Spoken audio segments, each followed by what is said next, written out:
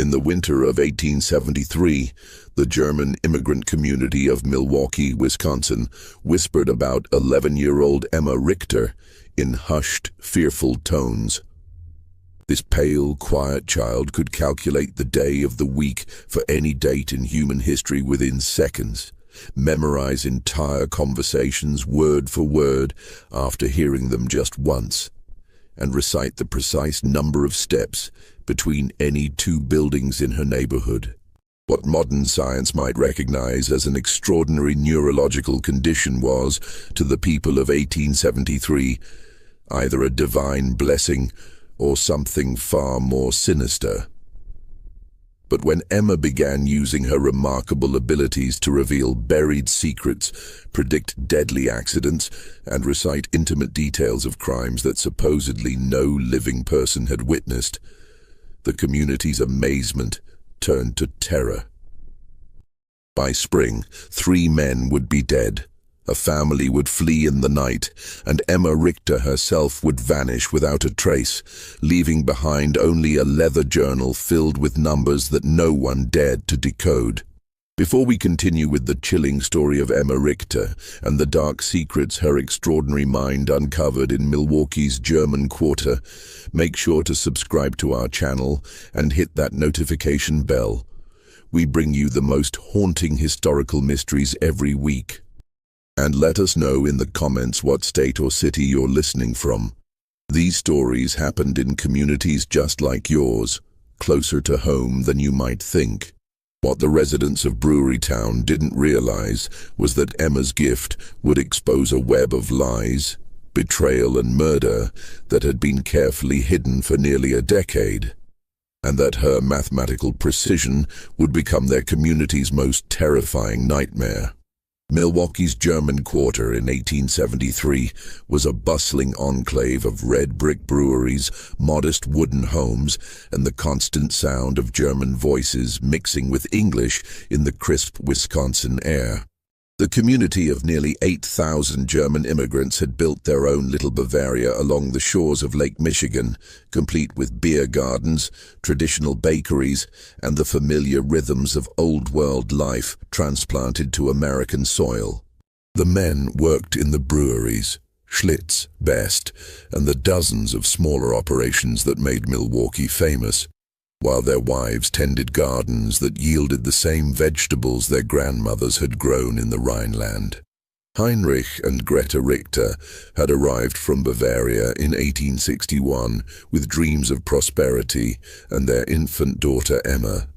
Heinrich found steady work as a brewmaster at the Kellner Brewery, a mid-sized operation that supplied beer to the growing city's thirsty population.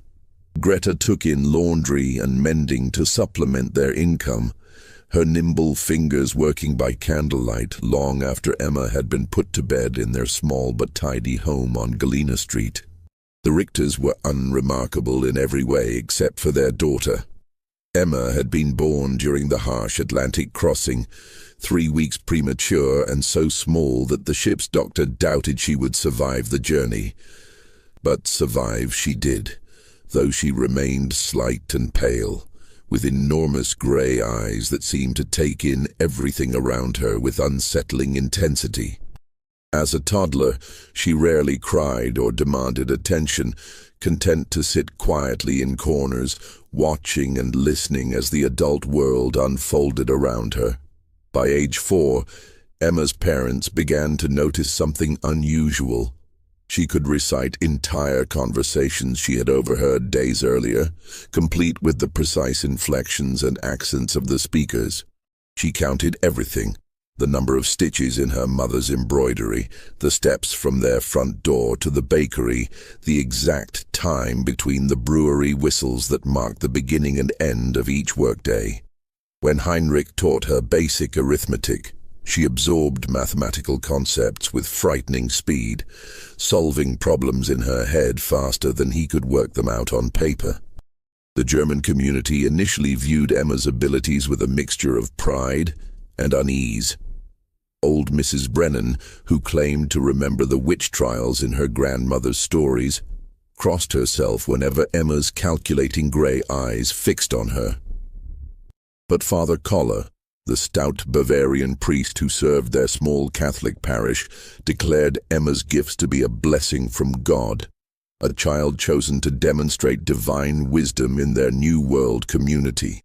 The winter of 1872 had been particularly harsh, with temperatures dropping so low that Lake Michigan froze solid for the first time in a generation.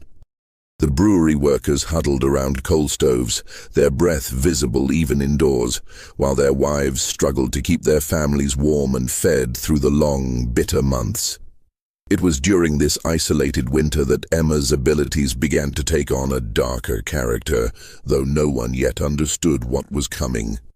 Emma had developed the habit of sitting by the small window in their kitchen, watching the neighbors go about their daily routines with the same intense focus she applied to mathematical problems. She began to notice patterns, not just in numbers, but in human behavior. Mr. Kruger always walked to the brewery by the same route, taking exactly 247 steps, except on Wednesdays, when he took a different path that required 284 steps. Mrs. Fisher hung her laundry in a specific sequence, but when her husband worked late at the mill, she changed the order completely. These observations might have been dismissed as the quirks of an unusual child, except that Emma began to vocalize her findings in ways that made the adults increasingly uncomfortable. The transformation from curiosity to dread began on a gray February morning in 1873. Emma was sitting at the kitchen table, methodically eating her breakfast while her mother prepared her father's lunch pail, when she suddenly looked up and announced, "Mr. Dietrich will not come home from the brewery today. He will die at exactly 14 minutes past 2 o'clock. Greta Richter nearly dropped the tin pail she was holding. Emma, mein Gott, what a terrible thing to say. Why would you think such a thing? Emma's grey eyes remained fixed on her mother's face with that unsettling intensity. He has been drinking from the small brown bottle for 17 days. Yesterday he drank 3 times more than usual. His steps were uneven, 251 instead of his normal 244. When people change their patterns by more than 10%, something significant happens within 72 hours. Mr. Dietrich's pattern changed by 12%. The calculation is simple. Heinrich, who had been putting on his heavy wool coat, stopped and stared at his daughter. Johann Dietrich was indeed a drinker, but no more than half the men in the German quarter. The idea that Emma had been counting his steps and tracking his drinking habits was disturbing enough, but her calm, mathematical certainty about his death sent a chill through both parents that had nothing to do with the Wisconsin winter. "You must not say such things, Emma," Heinrich said firmly. "It's not proper for a child to speak of death." Emma simply nodded and returned to her breakfast, but her parents exchanged worried glances over her bent head. They had grown accustomed to their daughter's unusual observations, but this felt different, darker and more specific than her typical mathematical pronouncements. At precisely 14 minutes past 2 that afternoon, Johann Dietrich collapsed in the brewery's malt room. The official cause of death was heart failure, brought on by what Dr. Möller determined to be chronic alcohol poisoning. The brewery workers who found him noted that he had been acting strangely for weeks, drinking more heavily than usual and showing signs of severe anxiety. But what truly unsettled them was the timing. Emma Richter's prediction had been accurate to the minute. Word of Emma's grim prophecy spread through the German quarter like smoke from a chimney fire. Some dismissed it as coincidence, but others remembered the pale girl with the calculating eyes and began to wonder what else she might have observed during her silent vigils at the kitchen window. The Richter family found themselves the subject of whispered conversations and sideways glances when they walked to church or visited the market. Father Koller, who had previously praised Emma's gifts as divine, now seemed less certain. When Heinrich approached him after Sunday Mass, seeking guidance about his daughter's disturbing prediction, the priest's jovial demeanor had been replaced by something approaching concern. "Heinrich, my friend," Father Koller said, his Bavarian accent thick with worry. "Perhaps it would be best if young Emma spent less time watching the neighbors and more time with her prayers. The Lord gives us gifts, yes, but sometimes the devil can twist even the most innocent abilities toward darker purposes." This suggestion troubled Heinrich deeply. He had always been a practical man, more concerned with the science of brewing than the mysteries of faith. But even he could not dismiss the unsettling accuracy of Emma's prediction. That evening he sat his daughter down for a serious conversation. "Emma, you must tell me the truth. How did you know about Mr. Dietrich?" Emma looked at her father with those enormous gray eyes, her expression as calm and analytical as always. "I watch. I count. I remember." Mr. Dietrich's behavior changed in predictable ways. When someone increases their alcohol consumption by 37% over a 17-day period, while simultaneously reducing their food intake by approximately 20%, cardiac stress becomes inevitable. I calculated the most probable time of failure based on his age, weight, and observed symptoms. Heinrich felt his blood run cold. His 11-year-old daughter was speaking like a physician, or something far more troubling. "But Emma, how could you know all these details about Mr. Dietrich's eating and drinking?" "I observe everything, Papa. Every day, every person, every pattern." Emma's voice remained matter-of-fact, but there was something in her eyes that made Heinrich deeply uncomfortable. "Would you like me to tell you about the other calculations I've made?" Heinrich quickly shook his head. He did not want to know what else his daughter had calculated about their neighbors' lives and deaths. But as he tucked Emma into bed that night, he couldn't shake the feeling that his family was standing at the edge of something much darker than a simple mathematical curiosity. The February snow continued to fall outside their small house, muffling the sounds of the German quarter and creating an insulated world where secrets could be hidden and observations could be made without detection. Emma lay quietly in her narrow bed, her mathematical mind processing the day's data and calculating probabilities that no 11-year-old should be able to comprehend, and certainly no 11-year-old should want to know. In the weeks following Johann Dietrich's death, the atmosphere in Milwaukee's German quarter shifted like the wind off Lake Michigan. Emma continued her daily observations, but now her parents watched her with growing unease as she sat by the kitchen window, her gray eyes tracking the movements of their neighbors with mechanical precision. The child who had once been their pride had become a source of deep, gnawing worry. The brewing community was tight-knit by necessity.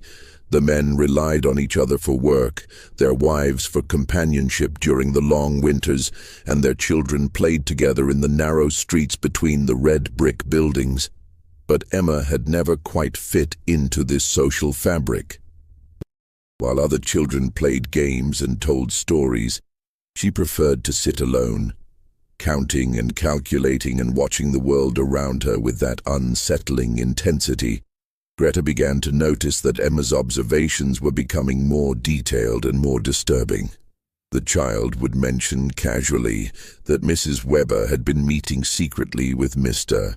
Kellner behind the brewery on Tuesday afternoons for 6 weeks, or that the Schneider family had been burying something in their back garden every Sunday after church. When Greta asked how Emma could possibly know such things, the girl would simply explain that she had observed the patterns and calculated the probabilities. "People think they are being secret," Emma said one March morning as she methodically buttered her bread, "but they follow patterns just like numbers. Mrs. Weber always tells her husband she's visiting her sister on Tuesday afternoons. but she takes 127 steps to Mr. Kellner's house instead of 349 steps to her sister's. The Schneiders bury objects wrapped in cloth exactly 73 centimeters apart in a grid pattern. They believe no one is watching, but I am always watching. Heinrich had heard enough. That evening after Emma was asleep, he spoke seriously with his wife about their daughter's increasingly troubling behavior. Greta, this cannot continue. Emma is becoming unnatural. Children should not observe such things, and they certainly should not speak of them so coldly. Greta nodded, her hands trembling as she mended one of Heinrich's work shirts. I'm frightened, Heinrich. Not of Emma, but of what people will think. Already the neighbors look at us strangely.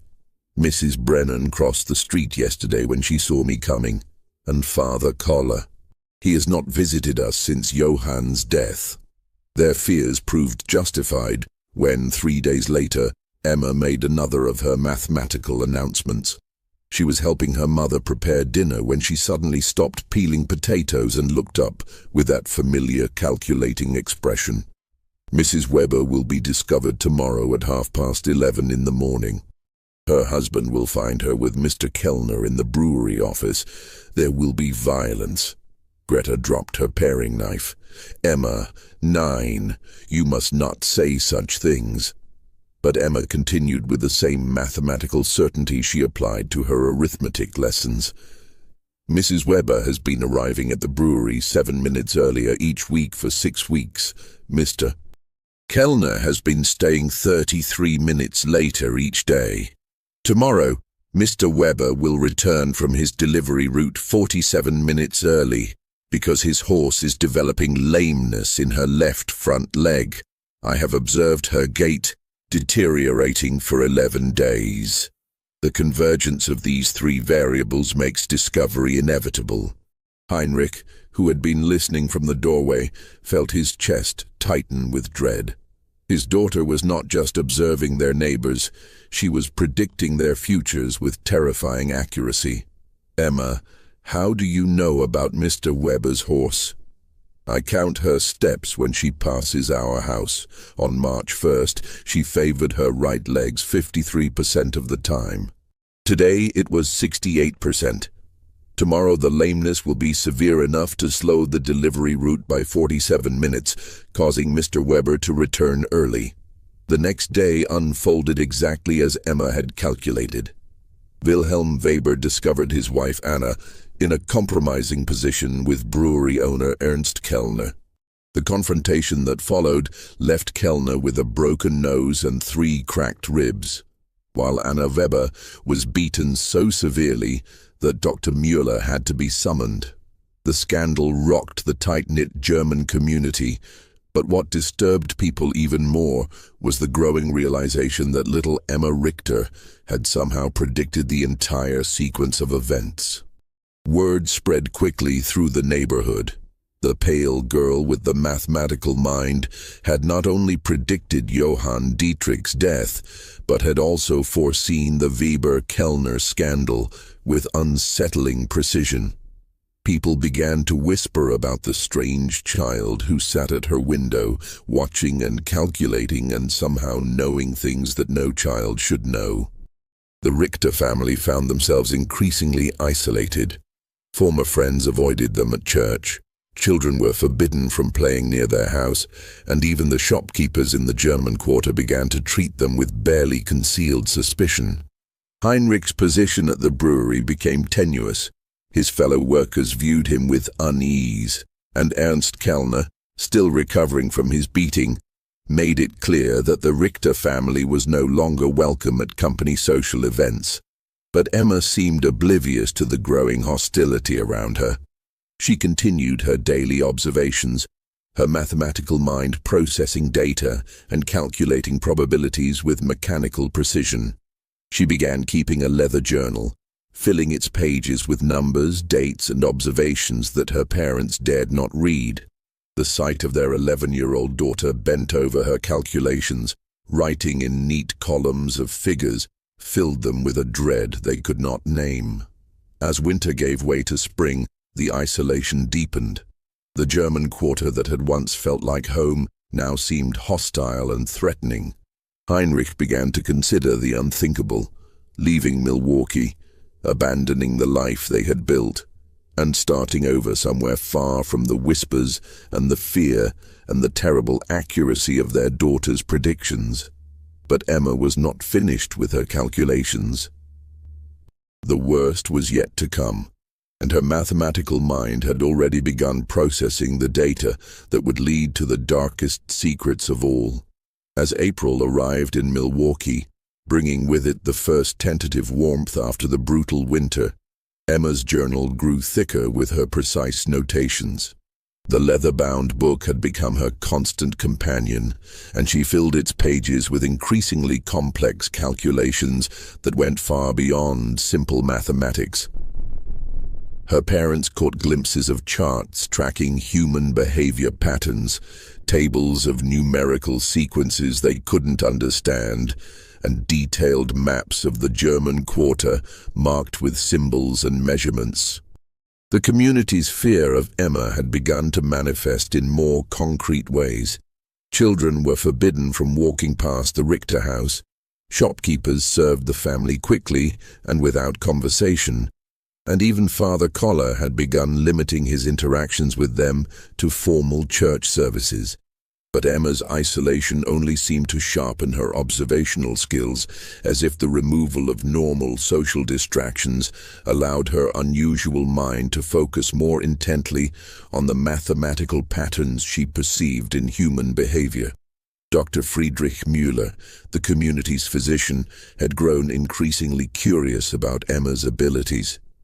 Unlike the superstitious whispers of the neighbors, Dr. Müller approached the situation with scientific interest. He had studied medicine in Berlin before immigrating to America, and had encountered cases of unusual mental capabilities in his practice. When Heinrich Richter approached him privately, seeking medical advice about his daughter's condition, Dr. Müller agreed to examine Emma. The examination took place on a rainy Thursday morning in Dr. Müller's office above the pharmacy on Water Street. Emma submitted to the doctor's questions and tests with the same mathematical precision she applied to everything else, answering each inquiry with detailed accuracy, while her grey eyes remained fixed on some invisible calculation. "Emma," Dr. Müller said in his accented English, "your father tells me you can predict when certain events will happen. Can you explain to me how you do this?" Emma looked at the doctor with that unsettling intensity.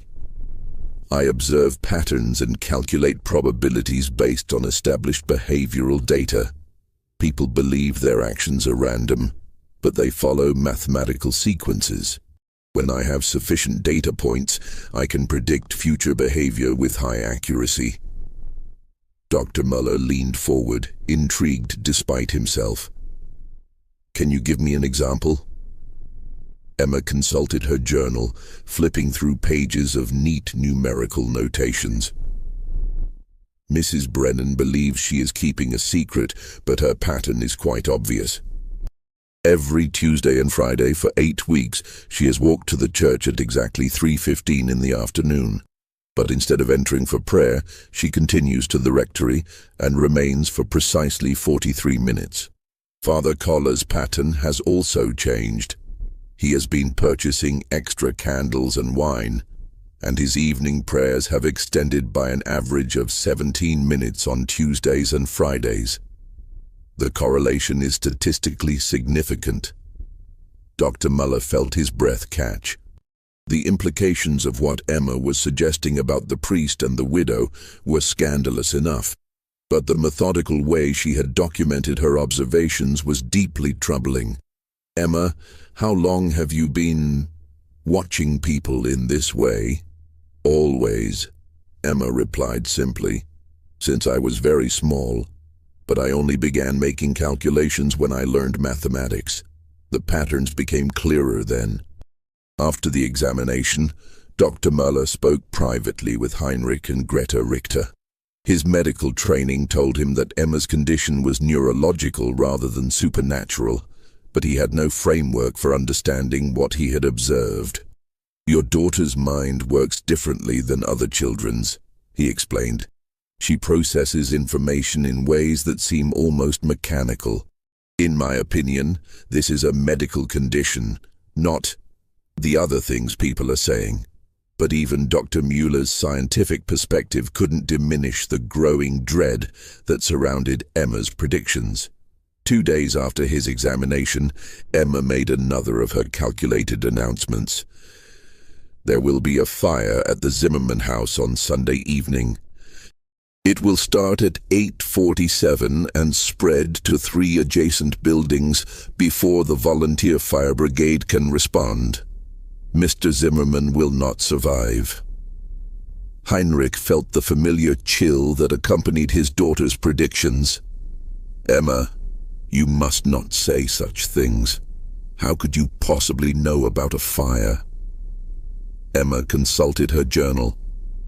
"Mr. Zimmerman has been drinking lamp oil mixed with whiskey for 12 days. I observed him purchasing both items in quantities that exceed normal household use. His wife left for Chicago to visit her sister yesterday, which follows the pattern of wives leaving before significant domestic incidents occur. The chimney on their house has structural damage that I calculated based on the angle of smoke emission and the pattern of soot deposits. The probability of fire is 93%. Greta began to weep softly. The clinical way Emma discussed potential tragedy, as if human suffering were simply another mathematical problem to be solved, frightened her more than any supernatural explanation would have. This was her child, but she no longer recognized the cold precision in Emma's voice or the mechanical way she processed human pain. Heinrich made a decision that would haunt him for the rest of his life.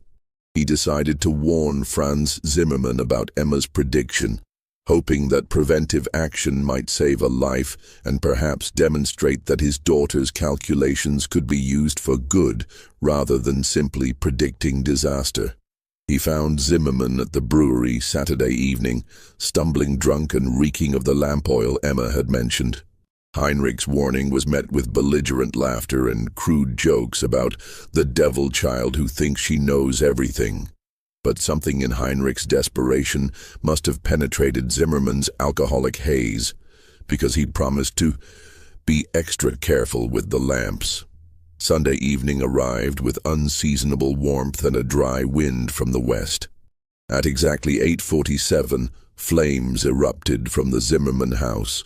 The fire spread with terrifying speed, consuming not just the original building, but 3 adjacent homes before the volunteer fire brigade could mount an effective response. Franz Zimmermann's body was found in his kitchen, where he had apparently fallen while trying to extinguish flames that had spread far beyond his ability to control. The accuracy of Emma's prediction, down to the exact minute, sent shockwaves through the German quarter. Heinrich's attempt to warn Zimmermann had been witnessed by several brewery workers, and word spread quickly that Emma had predicted not just the fire, but its precise timing and consequences. The community's unease transformed into open fear, and the Richter family found themselves completely ostracized. But for Emma, the fire was simply another data point to be recorded in her journal.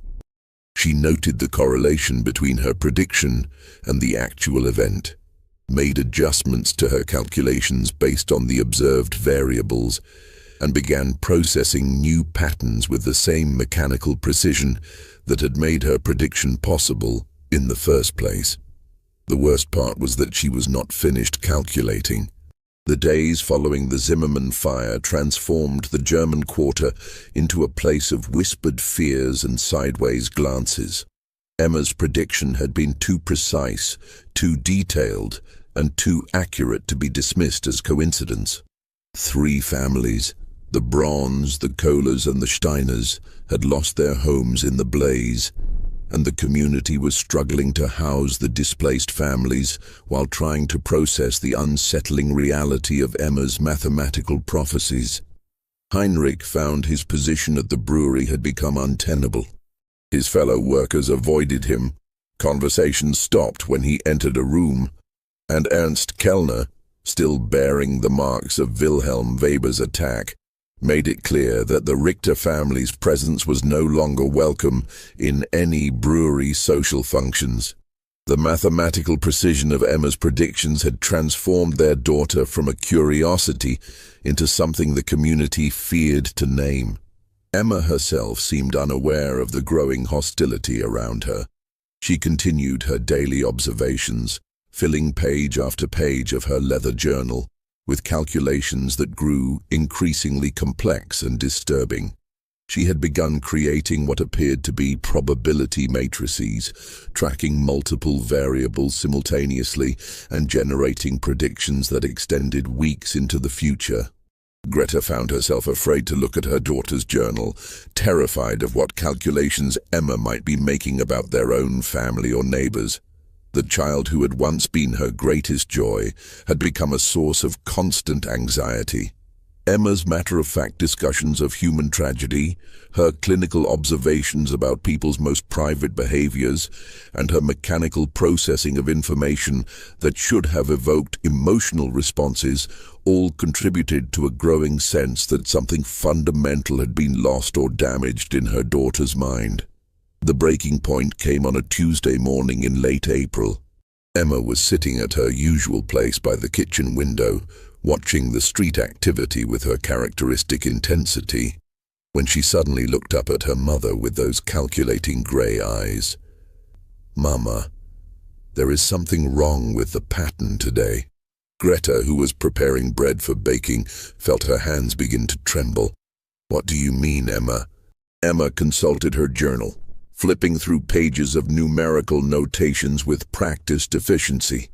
"Every Tuesday for 11 weeks, Mrs. Brennan has walked to the rectory at exactly 3:15.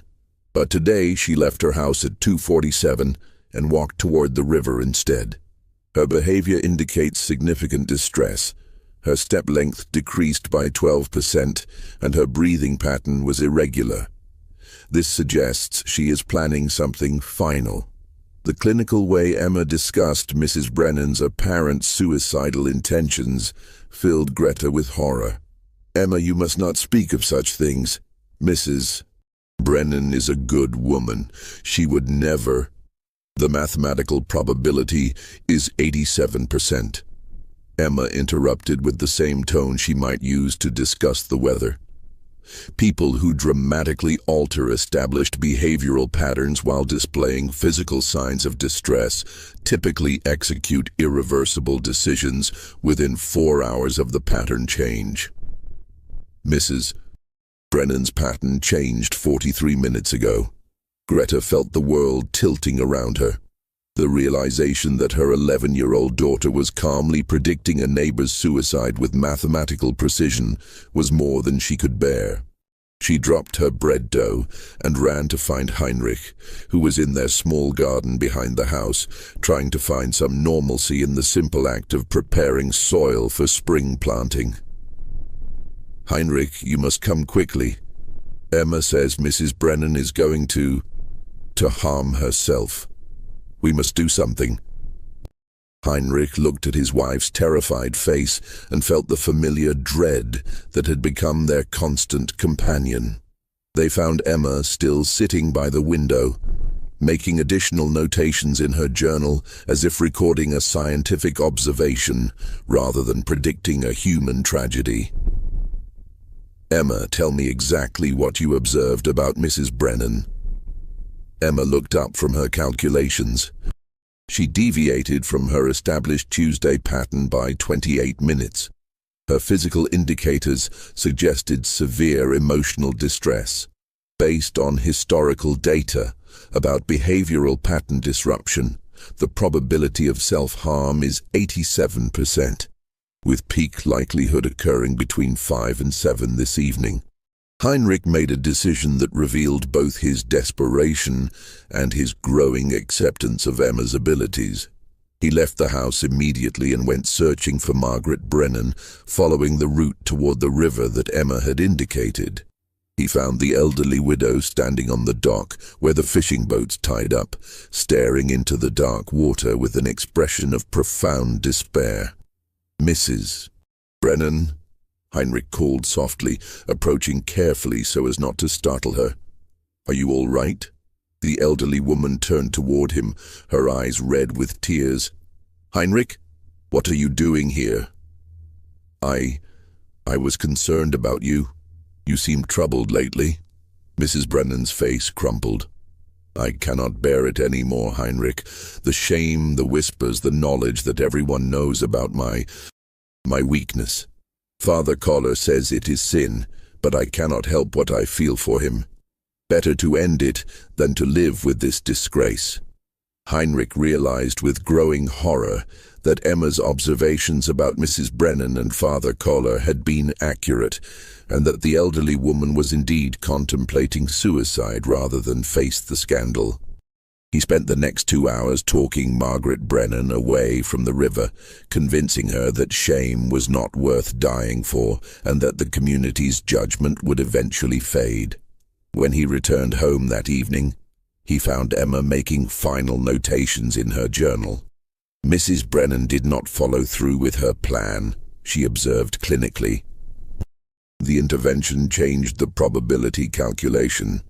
I will need to adjust my variables for future predictions involving third-party interference." Heinrich stared at his daughter in disbelief. Emma had somehow observed and calculated a suicide attempt that had not yet occurred, and now she was treating his intervention as simply another data point to be incorporated into her mathematical models. The realization that his 11-year-old daughter was not just predicting tragic events, but studying human suffering with scientific detachment filled him with a horror he could not name. That night, as Emma slept peacefully in her narrow bed, Heinrich and Greta made a decision that would change their lives forever. They could not continue living in Milwaukee. Emma's abilities, whatever they were, had made their life in the German quarter impossible. But more troubling was the growing realization that their daughter was not just observing and calculating human behavior, but seemed to be losing touch with the emotional reality of the tragedies she predicted. They began making quiet plans to leave Wisconsin, to find some place where Emma could live without being feared, and where her unusual mind might find a different outlet. But Emma was not finished with her calculations, and the most disturbing revelations were yet to come. As Heinrich lay awake that night, listening to the sounds of the German quarter settling into sleep, he could not shake the feeling that his daughter's mathematical mind had uncovered secrets that went far deeper than adultery and suicide attempts. The precision of her observations, the clinical way she discussed human tragedy, and the growing complexity of her calculations all suggested that Emma had been watching and recording far more than anyone realized. And the most terrifying part was that she was still calculating. The revelation that would expose the darkest secret of Milwaukee's German quarter came on the first day of May, 1873. Emma had been making increasingly complex calculations in her journal, creating elaborate charts that tracked the movements and behaviors of virtually every adult in their community. Her parents had begun packing their belongings in preparation for leaving Wisconsin, hoping to escape before Emma's next prediction could destroy more lives. But that morning, as spring sunlight streamed through their kitchen window, Emma made an announcement that would shake the very foundations of their community. "Papa," she said, looking up from her journal with those calculating gray eyes, "I need to show you something important. My calculations have revealed a pattern that explains everything." Heinrich, who had been dreading this moment for weeks, reluctantly sat down across from his daughter. Emma opened her journal to a section filled with detailed charts, maps, and numerical sequences that looked more like the work of a trained investigator than an 11-year-old child. For 26 months, I have been observing and recording the behavior patterns of 43 adults in our community. Emma began with her characteristic clinical precision.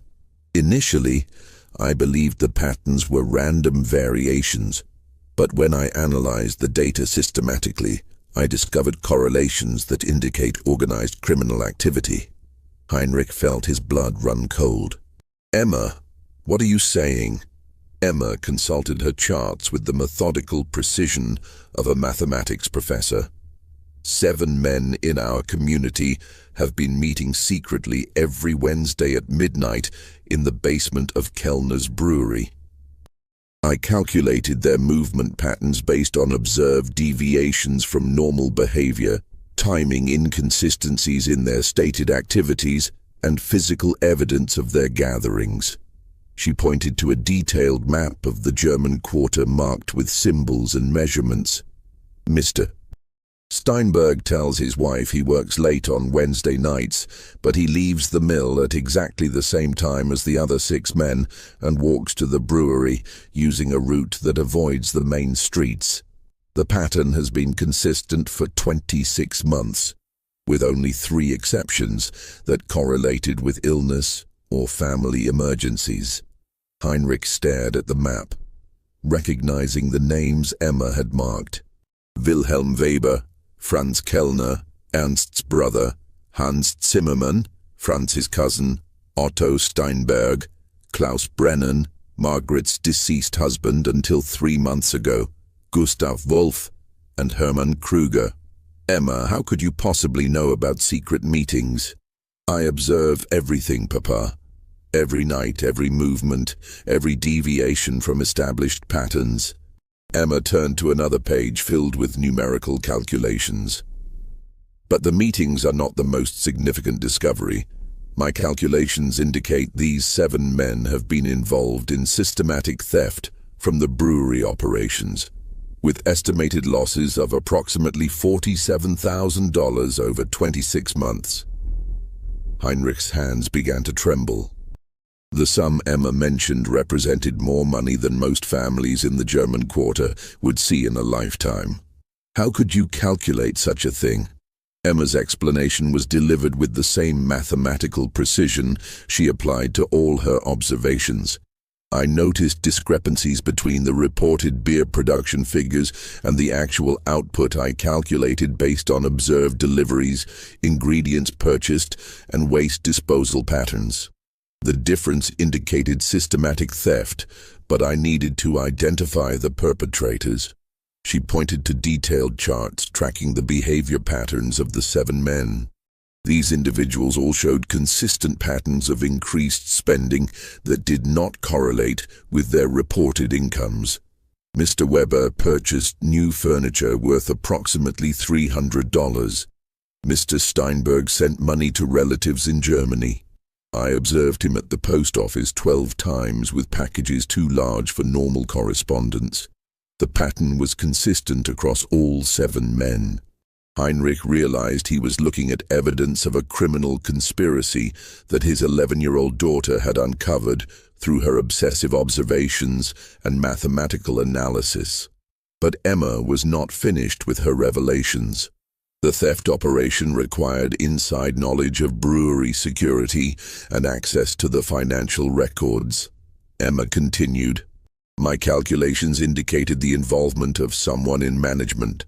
The patterns pointed to Ernst Kellner himself as the organizer of the theft ring." The final piece of Emma's revelation hit Heinrich like a physical blow. Ernst Kellner, the brewery owner who had been gradually freezing them out of the community, was allegedly the mastermind of a major theft operation involving 7 men from their neighborhood. The precision of Emma's analysis, the mathematical certainty of her conclusions, and the detailed evidence she had compiled through months of observation all pointed to a truth that was both incredible and terrifying. "Emma, these are very serious accusations. Are you certain of your calculations? Emma consulted her journal one final time. The mathematical probability is 96%. But Papa, there is something else.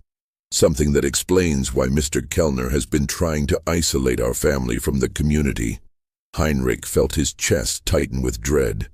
What do you mean? Mr. Kellner knows that I observe everything. He has been watching me watch him. 3 weeks ago, he approached our house twice at night and stood outside for 17 minutes each time, as if calculating whether I might have discovered his secret. His behavior indicates he suspects I know about the theft operation. The realization that Emma's mathematical abilities had not only uncovered a criminal conspiracy, but had also made her a target filled Heinrich with a terror he had never experienced. His daughter's obsessive observations and calculating mind had revealed secrets that powerful men would kill to protect.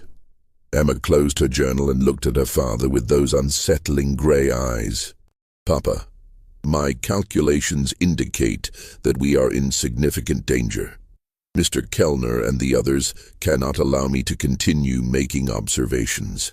The mathematical probability of them taking action against our family is 84%, with peak likelihood occurring within the next 72 hours. Heinrich understood that Emma's final prediction was not about fire or suicide or adultery, but about their own family's survival. Her mathematical mind had uncovered a truth that made their continued existence in Milwaukee impossible, and the men she had exposed would not hesitate to eliminate the one witness who could destroy them all. That evening, Heinrich made a decision that would save his family's life. Using the detailed evidence Emma had compiled in her journal, he approached Dr. Müller under cover of darkness and shared Emma's discoveries. The physician, who had already been disturbed by Emma's unusual abilities, was stunned by the mathematical precision of her criminal investigation. Heinrich, if what Emma has calculated is true, we are looking at the largest theft operation in Milwaukee's history, Dr. Müller whispered as he examined the journal by lamplight in his office. But more importantly, if Kellner suspects that Emma knows, your family is in mortal danger. Dr. Müller agreed to help them escape Milwaukee immediately. Using his medical connections, he arranged for Heinrich to receive an emergency job offer at a brewery in distant Minnesota, providing cover for their sudden departure. They would leave that very night, before Emma's 72-hour prediction could come to pass. As the Richter family loaded their few belongings into Dr.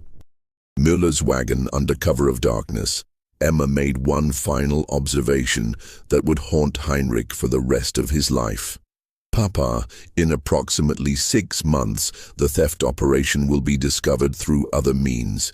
Mr. Kellner will face justice, but 3 of the 7 men will not survive the investigation. The mathematical probabilities are quite clear. Heinrich shuddered as he lifted his daughter into the wagon.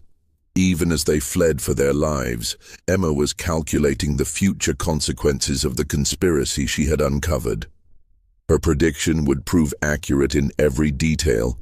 By winter, a federal investigation would expose the theft ring, Ernst Kellner would be arrested and convicted, and 3 of his accomplices would die under suspicious circumstances that were never fully explained. But on that dark May night in 1873, as their wagon rolled through the sleeping streets of Milwaukee's German Quarter, Heinrich could only think about how his daughter's extraordinary mathematical mind had both saved their lives and destroyed the only home they had ever known in America. The Richter family vanished from Milwaukee in the early hours of May 2nd, 1873. Leaving behind only whispered stories and unanswered questions. Dr. Müller reported that they had received an emergency family summons back to Bavaria, but the few people who bothered to ask noted that no ship passenger records could be found to confirm their departure from America. What the residents of the German quarter never learned was that Heinrich, Greta, and Emma Richter had indeed traveled to Minnesota, where Heinrich found work at a small brewery in the town of New Ulm. Dr. Muller had sworn to keep their location secret, understanding that Emma's mathematical abilities would always make her a target for those who feared exposure of their secrets.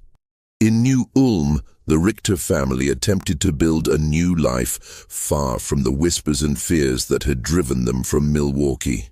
Heinrich found the brewery work familiar and satisfying, while Greta slowly began to rebuild the domestic routines that had been shattered by Emma's disturbing predictions. But Emma herself remained unchanged.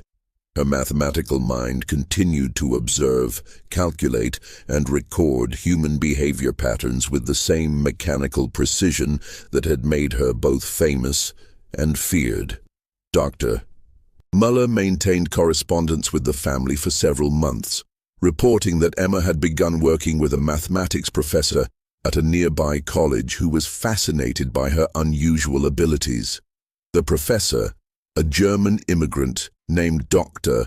Hermann Weiss, approached Emma's condition from a scientific rather than supernatural perspective, helping her understand and channel her observational skills in ways that might prove beneficial rather than destructive.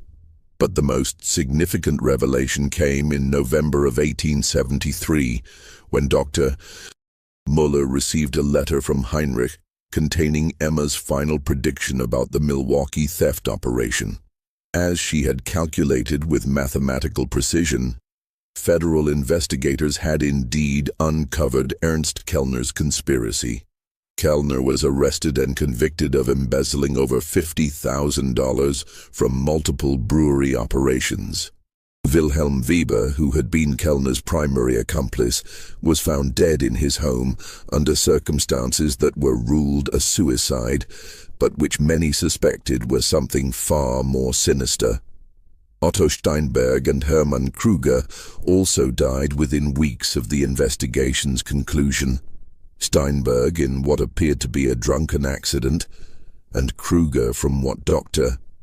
Muller diagnosed as a sudden heart attack that bore suspicious similarities to the symptoms of certain poisons.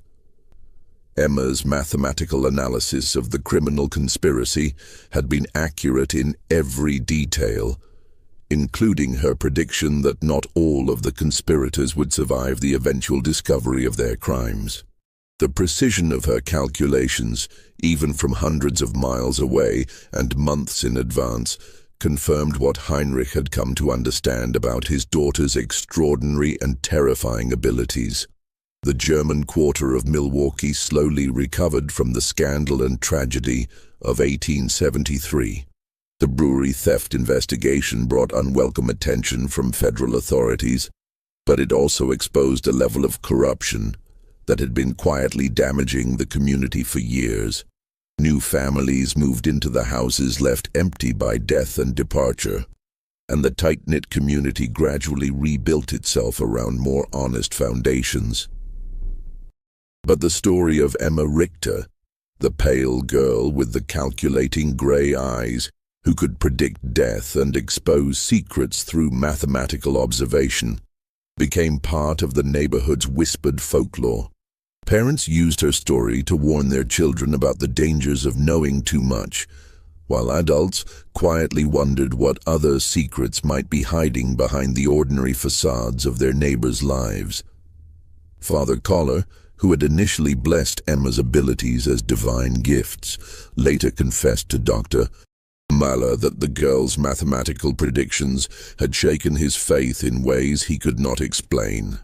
The priest had begun to question whether some knowledge was too dangerous for human minds to possess, and whether Emma's condition represented a blessing or a curse that had been visited upon their community. Just when we thought we'd seen it all, the horror in Milwaukee's German quarter intensifies. If this story is giving you chills, share this video with a friend who loves dark mysteries, hit that like button to support our content, and don't forget to subscribe to never miss stories like this. Let's discover together what happens next in the most disturbing historical cases America has to offer. Dr. Mueller's final letter to the Richter family was written in the spring of 1874, nearly a year after their departure from Milwaukee. In it, he reported that the German quarter had largely returned to normal, but that Emma's story continued to circulate in whispered conversations among the older residents. He also shared a disturbing development that had emerged during the federal investigation of the brewery theft. Government investigators had discovered that Emma's journal, which Heinrich had left with Dr. Mueller as evidence, contained mathematical calculations that extended far beyond the immediate criminal conspiracy. Emma had apparently been tracking and analyzing behavioral patterns throughout the entire German immigrant community, creating detailed profiles of dozens of families and predicting future events with remarkable accuracy. The federal investigators trained in criminal analysis were both impressed and disturbed by the sophistication of Emma's observational methods. "Your daughter's mind works in ways that professional investigators might envy," Dr. Mueller wrote. "But I confess that I am grateful she is far from Milwaukee. The precision of her observations and the mathematical certainty of her predictions represent a kind of knowledge that I fear is too dangerous for any community to possess." The final mention of Emma Richter in any historical record comes from a brief notation in the New Ulm College Mathematics Department records from 1875. Professor Hermann Weiss reported that his special student had demonstrated unprecedented abilities in statistical analysis and behavioral prediction, but that her family had decided to relocate once again for personal reasons. After that entry, Emma Richter disappeared from history as completely as she had vanished from Milwaukee on that dark night in May of 1873. What happened to the girl who could calculate human behavior with mathematical precision remains unknown. Some researchers have theorized that families like the Richters, possessing children with unusual abilities, deliberately maintained their anonymity to protect themselves from both scientific exploitation and community persecution. Emma's story represents one of the few documented cases where such abilities were recorded in sufficient detail to understand their scope and implications. This mystery shows us that the human mind remains one of our greatest enigmas, capable of developing extraordinary abilities that challenge our understanding of intelligence, observation, and prediction. In 1873, Emma Richter's mathematical approach to human behavior was seen as either divine or demonic. But modern science recognizes that conditions like savant syndrome, autism spectrum disorders, and hyperthymesia can indeed create minds that process information in ways that seem almost supernatural to those who don't understand the neurological mechanisms involved. What do you think of this story? Do you believe everything was revealed, or do you think Emma's abilities extended even further than what we discovered? Leave your comment below and let us know if you've ever encountered someone with similar extraordinary mental abilities.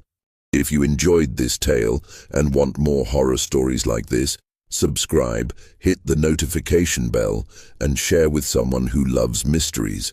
These historical cases remind us that the most frightening truths are often hidden in plain sight, waiting for the right mind to calculate their terrible secrets. The case of Emma Richter demonstrates that sometimes the most terrifying discoveries come not from supernatural forces, but from the relentless application of mathematical logic to human behavior. In a world where we believe our secrets are safe, the existence of minds capable of such precise observation and calculation reminds us that privacy may be nothing more than an illusion, and that the patterns we think we hide may be visible to those who know how to look and how to count.